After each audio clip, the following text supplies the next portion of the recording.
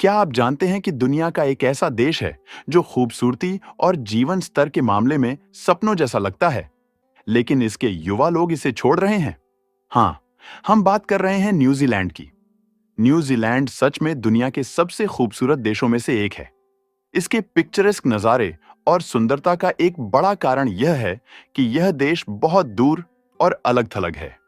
इतना कि कई ग्लोबल मैप्स में इसे छोड़ दिया गया है। अक्टूबर 2025 के अनुमान के अनुसार यहाँ की आबादी भी सिर्फ 52.9 लाख है। यहाँ के लोग अच्छा जीवन जीते हैं, स्कूल और अस्पताल आसानी से मिलते हैं, सरकार स्थिर है और समाज में बराबरी का माहौल है। सुनने में यह सब बहुत अच्छा लगता है, लेकिन इसके बावजूद देश की अर्थव्यवस्था पर इसका कुछ अजीब असर पड़ा है। न्यूजीलैंड की अर्थव्यवस्था अलग है, लेकिन यहाँ की बड़ी समस्या यह है कि यहाँ के लोग, जिन्हें कीवीज कहते हैं, एक सुंदर देश छोड़कर जा रहे हैं। तो सबसे बड़ा सवाल, क्यों? एक छोटा सा देश होते हुए भी इतनी बड़ी संख्या में लोग क्यों जा रहे हैं? न्यूजीलैंड में विदेश जाने वाले लोगों की संख्या दुनिया में सबसे ज्यादा है। ज्यादातर लोग बस थोड़ी दूरी तय करके ऑस्ट्रेलिया चले जाते हैं। आज लगभग 10% न्यूजीलैंड की आबादी ऑस्ट्रेलिया में रह रही है। यह कोई छोटी बात नहीं है। कई बार प्रति व्यक्ति हिसाब से न्यूजीलैंड से लोग उतनी ही संख्या में जा रहे हैं जितनी किसी युद्धग्रस्त देश से। सबसे बड़ी चिंता यह है कि ये ज्यादातर युवा और मेहनती लोग हैं जो अपने करियर की शुरुआत में हैं। आबादी अभी भी बढ़ रही है, लेकिन यह बढ़ोतरी मुख्य रूप से इमिग्रेशन से हो रही है, ताकि स्किल्ड वर्कर्स के जाने से खाली हुई जगहें भरी जा सकें। और यही आगे जाकर नई मुश्किलें पैदा कर रहा है। 2025 तक न्यूजीलैंड के नागरिकों का देश छोड़ना 13 साल के उच्चतम स्तर पर पहुंच गया है। आंकड़ों के अनुसार जून 2025 तक 71,800 न्यूजीलैंड नागरिक देश छोड़ चुके थे, जबकि पिछले साल यह संख्या 67,500 थी। यह संख्या 2012 में दर्ज 72,400 के रिकॉर्ड के करीब है। सबसे बड़ी चिंता यह है कि इन प्रवासियों में से 38% की उम्र केवल 18 से 30 साल के बीच है, यानी युवा, मेहनती और करियर की शुरुआत करने वाले लोग देश छोड़ रहे हैं। यह दर पिछली पीढ़ियों की तुलना में बहुत ज्यादा है और इससे देश की भविष्य की आर्थिक ताकत पर असर पड़ सकता है।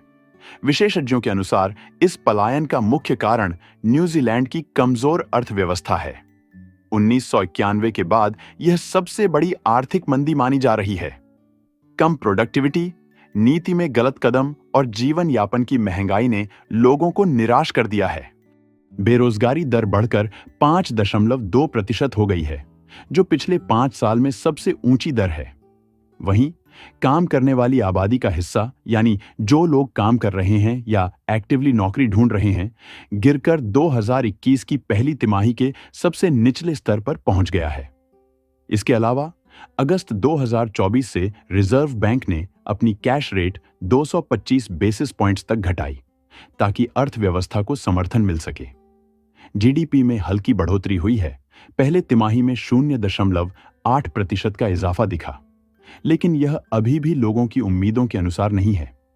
युवा लोग, खासकर 18 से 30 साल के, नौकरी की कमी और जीवन यापन की महंगाई से परेशान हैं। उन्हें बेहतर अवसर और अधिक वेतन की तलाश है। इसके कारण वे ऑस्ट्रेलिया, ब्रिटेन और अन्य देशों की ओर पलायन कर रहे हैं। ऑस्ट्रेलिया ने तो इसे एक अवसर में बदल दिया है। वहां कुछ सेक्टर्स में स्किल्ड वर्कर्स की कमी है और ऑस्ट्रेलियाई सरकार न्यूजीलैंड के लोगों को आकर्षित करने के लिए रीलोकेशन पैकेजेस दे रही है। खास बात यह है कि न्यूजीलैंड के नागरिकों को वहां काम करने के लिए वीजा की जरूरत नहीं है। न्यूजीलैंड की बड़ी इंडस्ट्रीज सिर्फ वही हैं जो वहां रहकर ही काम कर सकती हैं, जैसे कि कृषि, स्थानीय वित्त, रियल एस्टेट और पर्यटन। बाकी ज्यादातर काम बड़े शहरों और बड़े मार्केट्स में ही होते हैं। यही वजह है कि ज्यादातर युवा ऑस्ट्रेलिया के बड़े शहरों में बेहतर मौके तलाशने निकल जाते हैं। यह ब्रेन ड्रेन कोई नई बात नहीं है, लेकिन इतना ज्यादा किसी हाई इनकम देश में देखने को नहीं मिलता। हाउसिंग मार्केट की भी अपनी कहानी है। न्यूजीलैंड की हाउसिंग इंडस्ट्री देश की अर्थव्यवस्था का आधा हिस्सा नियंत्रित करती है। यही कारण है कि घरों की कीमतें इतनी ऊंची हैं कि यंग कीवीज घर खरीदने का सपना ही छोड़ देते हैं। फिर भी सरकार ने कुछ कदम उठाए, जैसे फॉरेन बायर्स को प्रॉपर्टी खरीदने से रोकना। लेकिन इससे ज्यादा फर्क नहीं पड़ा। भारत, जो न्यूजीलैंड के लिए एक अहम आप्रवासी स्रोत देश है, इस पलायन को बहुत गंभीरता से देख रहा है। सबसे पहले बात करते हैं शिक्षा और काम की तलाश की। भारतीय छात्र और युवा पेशेवर न्यूजीलैंड में पढ़ाई और करियर के लिए आते हैं, लेकिन अगर वहां अच्छे काम और अवसर कम हैं, तो ये युवा तुरंत दूसरे देशों की ओर चले जाते हैं। ये सिर्फ नौकरी की बात नहीं है, बल्कि बेहतर जिंदगी और मौके की तलाश है। भारत को यह चिंता है कि अगर युवा और प्रतिभाशाली लोग लगातार जा रहे हैं, तो भारतीय समुदाय की स्थिति और विकास पर असर पड़ेगा। भारतीय समुदाय का योगदान भी अहम है। ये लोग न्यूजीलैंड की संस्कृति, शिक्षा और कारोबार में बड़ी भूमिका निभाते हैं। पलायन से इन क्षेत्रों में कमी आ सकती है।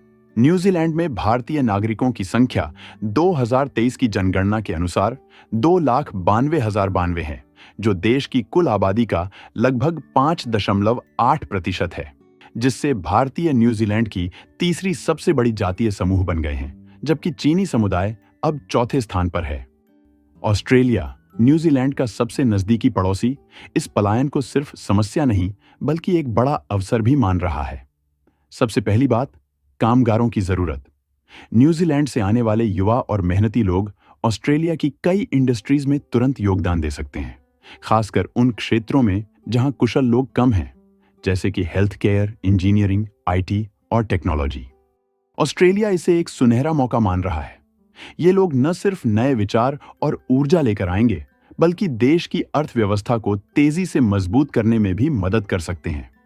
कई शहरों और क्षेत्रों में अब इन्हें टारगेट करके रिक्रूटमेंट पैकेजेस और रीलोकेशन ऑफर्स दिए जा रहे हैं, लेकिन इसके साथ ही कानून और नियम भी चुनौती बने हुए हैं। ऑस्ट्रेलिया के माइग्रेशन रूल्स कुछ लोगों के काम करने या रहने के रास्ते में बाधा डाल सकते हैं। उदाहरण के लिए, अपराध से जुड़े रिकॉर्ड वाले लोग या सुरक्षा के लिहाज से जोखिम वाले लोग कुछ परिस्थितियों में देश में नहीं रह सकते। साथ ही सामाजिक और सांस्कृतिक असर भी है। न्यूजीलैंड से आने वाले लोग ऑस्ट्रेलिया की संस्कृति में नया रंग और योगदान लाएंगे। वे नई भाषा, रीति रिवाज और व्यावसायिक ज्ञान लेकर आएंगे। लेकिन अगर इनकी संख्या बहुत तेजी से बढ़ी, तो स्थानीय समुदायों पर दबाव भी बन सकता है, जैसे नौकरी के अवसर, स्कूल और हाउसिंग की कीमतों पर असर। ऑस्ट्रेलियाई नेता इस पलायन को संतुलित तरीके से देख रहे हैं। उनका मकसद है कि देश को स्किल्ड वर्कर्स मिलें, लेकिन सामाजिक और आर्थिक संतुलन भी बना रहे। इसीलिए ऑस्ट्रेलिया ने कुछ क्षेत्रों में टारगेटेड पॉलिसीज लागू की हैं, ताकि आने वाले लोग जल्दी से इंटीग्रेट हों और देश के लिए वैल्यू जोड़ें। न्यूजीलैंड से आने वाले लोगों की यह लहर ऑस्ट्रेलिया के लिए दोहरी चुनौती और अवसर लेकर आई है। एक तरफ स्किल्ड वर्कफोर्स की कमी पूरी हो रही है, तो दूसरी तरफ लोकल कम्युनिटीज पर दबाव बढ़ रहा है। अगर आपको यह जानकारी महत्वपूर्ण लगी हो, तो लाइक और सब्सक्राइब जरूर करें, ताकि आप हमारे आने वाले सभी अपडेट्स से जुड़े रहें। धन्यवाद।